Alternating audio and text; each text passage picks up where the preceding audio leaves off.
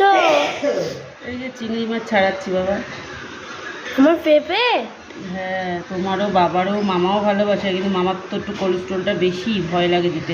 এটা চিংড়ি মাছের মধ্যে দাও একটা এরকম ইয়ে টাইপের থাকে, এটা বার করতে হয়, বুঝছি এইটা বেরোলো।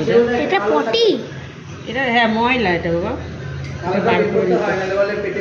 হ্যাঁ আমি এটা বার করি, যত ছোট চিংড়ি মাছ হলো আমি বার করি, সময় নিয়ে তা করব। আমাদের জন্য চিংড়ি ভাপা হবে। এটা দিন। আচ্ছা, আর দিনের জন্য?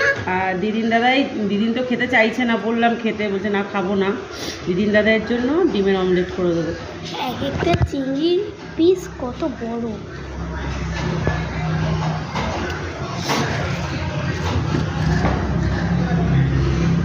এই না